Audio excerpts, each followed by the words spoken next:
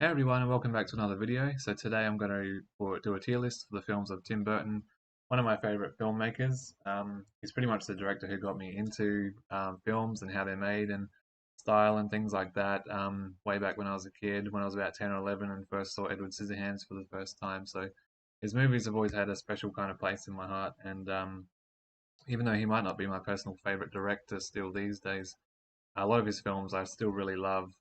As you'll see, there'll be a few S and A tier films in this list. And yeah, he's still such a great director. I don't think his films of the past 10 years have been as higher quality, but I'm always keen to see what he does next. So anyway, as of this list, we have all these films here that he's directed. I would also normally include Nightmare Before Christmas, but he didn't direct it. He wrote and produced it, so he didn't. It's not really entirely his film. But if we did have that here, I'd put it in the S tier. So getting things kicked off with Big Eyes. So this is a solid B tier film. It's probably his most, or one of his most accessible films as far as it's not too weird and wacky and gothic in the style that his films usually are because it's a biopic, so it's a true story. And it's a bit more toned down, but it's actually probably one of his best films of the last decade or so. So it's a good movie. It's not a great film, but it is pretty solid, and I would recommend it. Next, we have Big Fish, which is one of his better films. This is easily an S tier film for me. It's just kind of like a epic life story film in the vein of Curious Case of Benjamin Button or Forrest Gump, but more of a fantastical Tim Burton kind of spin on it. And it's actually a really great film. I really enjoy Big Fish. Has a great soundtrack and cast, and just pretty unique. Next, Sweeney Todd, which is another S tier film. This is one of my favorite movies of all time, to be honest. Like it's it's very dark, very gothic, but it's also a musical, so it kind of blends these two things that you don't think would normally work, but it does it really well. And it's easily Tim Burton's darkest and probably definitely most violent film. Um, but it's very over the top and very silly at the same time in a lot of ways when you think about the story and things like that. But it's a really good movie. And yeah, I'd highly recommend it. But if you're not into anything too squeamish, then don't check it out. The Corpse Bride is another S tier film for me. I really enjoy this film. I know it gets kind of overshadowed by Nightmare Before Christmas a lot, but to be honest, I think it's a really good film on its own. I think it's possibly even as good as Nightmare Before Christmas. I'm putting it in the S tier, so I really like it, and I love the visual kind of style that Tim Burton brings out in his gothic films. Like the characters all have this similar kind of tall, skinny, pale, big-eyed kind of look. They're all like loners and um, drifters and just different kind of characters and people. And The Corpse Bride really, um, I guess, kind of exaggerates that because it's a claymation film, so it's able to, which is really cool. And yeah, I've always really liked that movie. I think it's a bit underrated. As for Alice in Wonderland, this is uh, definitely not one of his best films. I wouldn't say it's quite an F tier. It's probably a D. I nothing in it's really that terrible that I would say it's an F tier film, but it is very generic, kind of by the numbers, big Disney kind of movie. But yeah, it's definitely a D film. It's not. It's one of his weaker films. I'll put it that way. Um, yeah, I don't have too much to say about that one. Sleepy Hollow is another film that I love, and it's probably it's another S tier film. Um, it's one of those perfect kind of Halloween films. It's just like dripping with that style that Tim Burton's known for.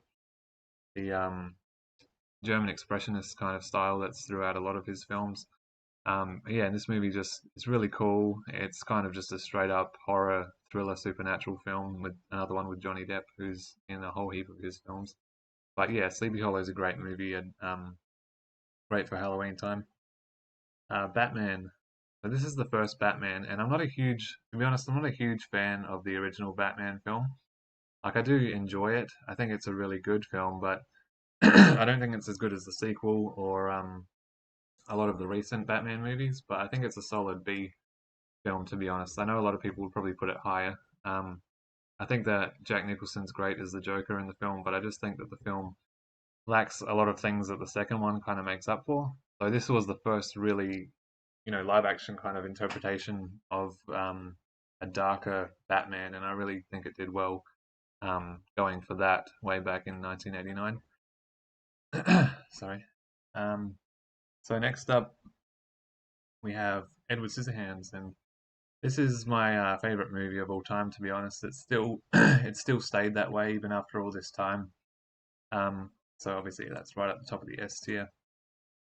I saw it back when I was like 10 or 11, and yeah, just was blown away by it from the first time I saw it, and it's always kind of stuck with me.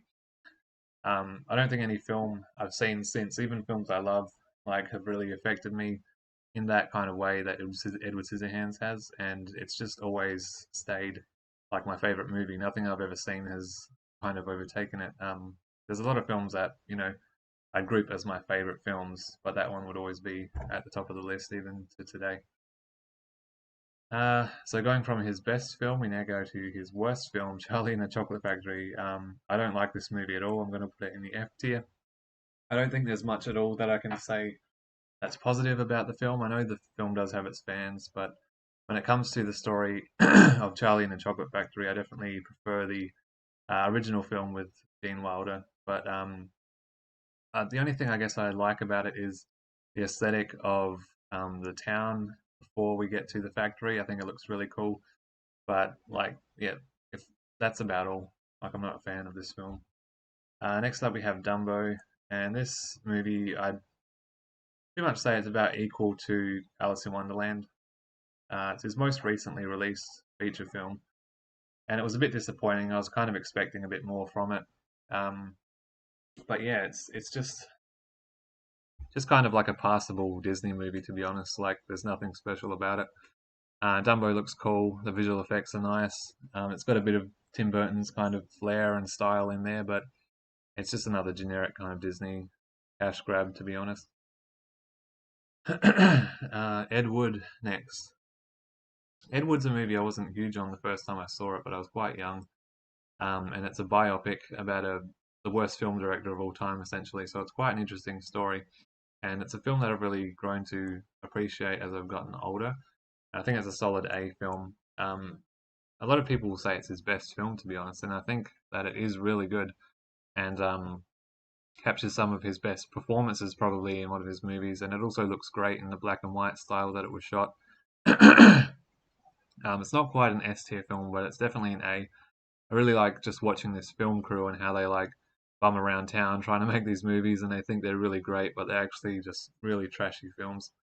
So it's quite funny. And also, what's the guy in it? Martin Landau was really great in the film too.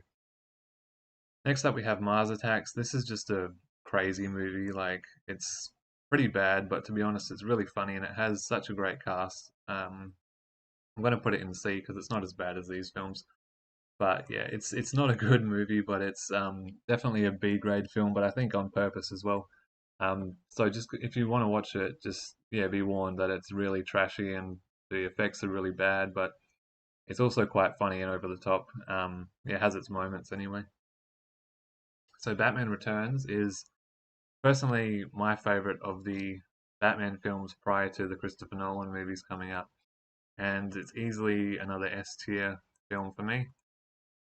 Um, yeah, it's just really good. I think it takes what they did in the first film and just kind of ups the ante a bit. Like, we get a better looking Gotham City, and it's at Christmas time, so it kind of has this really cool, creepy vibe throughout it. And then you've got the Penguin and Catwoman, played by Danny DeVito, and Michelle Pfeiffer, who are both great in the movie.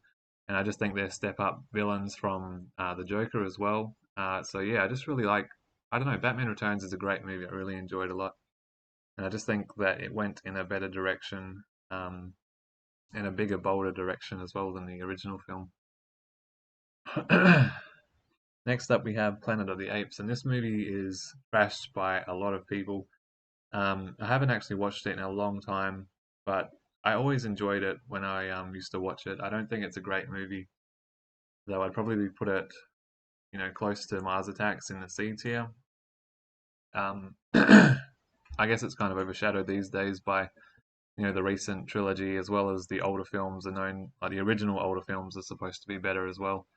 But I've always kind of appreciated what they were able to do with this film as far as the costumes and makeup and everything, and also the Ape Town, how it all looked. I thought it was a good looking movie.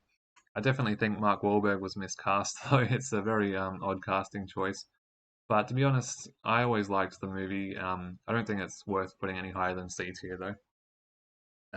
But yeah, it's definitely deserving, I think, of a C tier at least.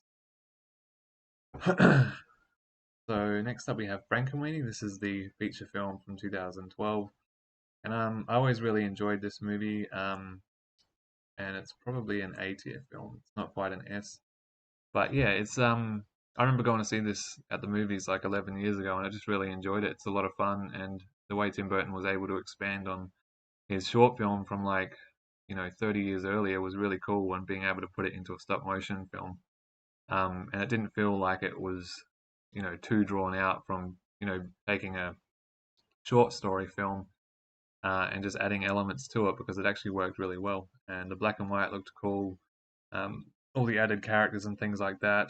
So yeah, I enjoy that movie quite a bit. Pee-wee's Big Adventure is next. This was his first film from 1985. It's got its moments. I'm not a huge fan of it.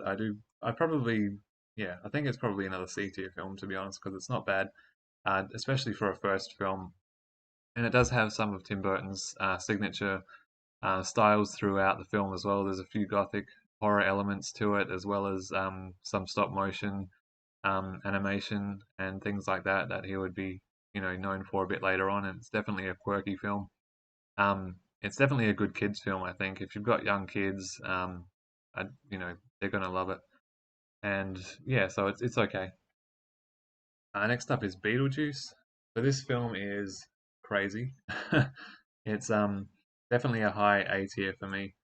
This was only his second film, and I think this is where he really came into his style and felt comfortable, because Pee-wee's Big Adventure was more of a light-hearted family movie, whereas Beetlejuice is just really wacky, and it's a horror, it's a dark comedy, it's edgy, it's got his style like all over it.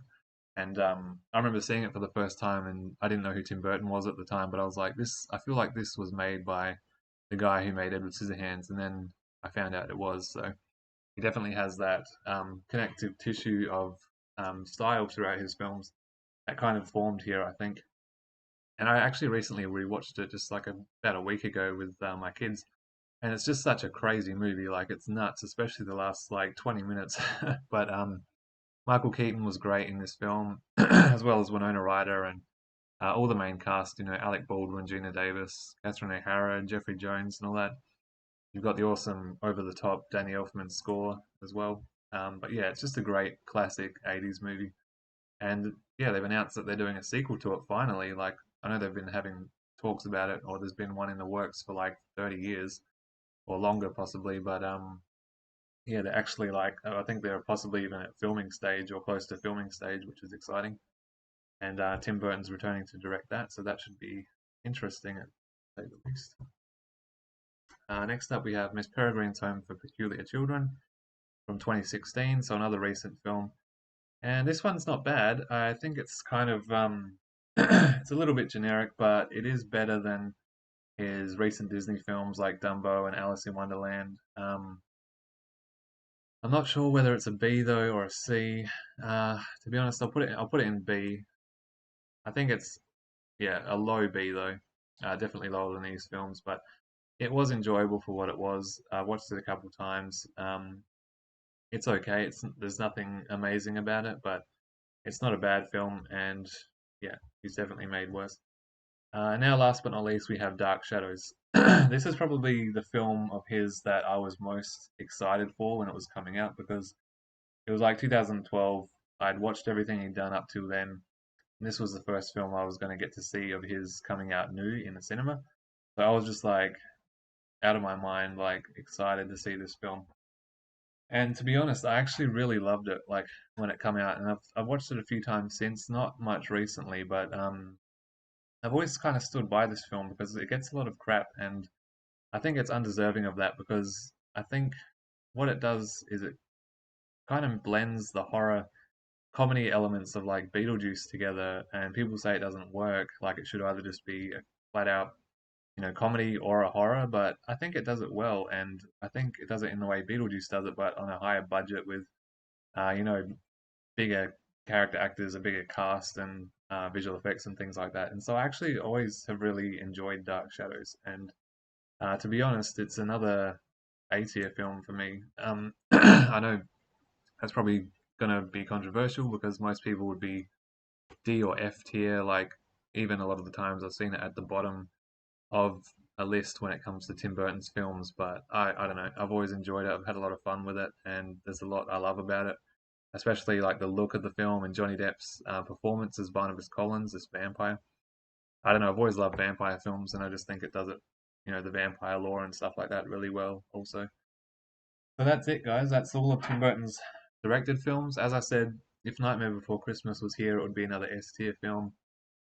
So as you can see, like he's obviously one of my favorite directors, having a whole heap of films in S and A and B tier. And yeah, like even the C tier films I like.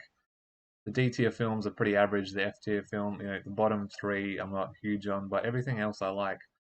And yeah, Edward Scissorhands is my favorite movie. Sweeney Todd, Sleepy Hollow, they're like some of my other favorites. They're up there in my top 20, I'd say. Um, so yeah, even after all this time, like he's the director who kind of started me on this kind of path and that. And yeah, I still love his films and have a great appreciation for what he does, and really look forward to anything he's going to work on in the future. So yeah, thanks for watching, guys. And if you have any comments or any lists that you'd like me to do, or you want to rank these in your own list, chuck that down in the comments below. And please subscribe and check out some of my other videos, and I'll see you later. Bye.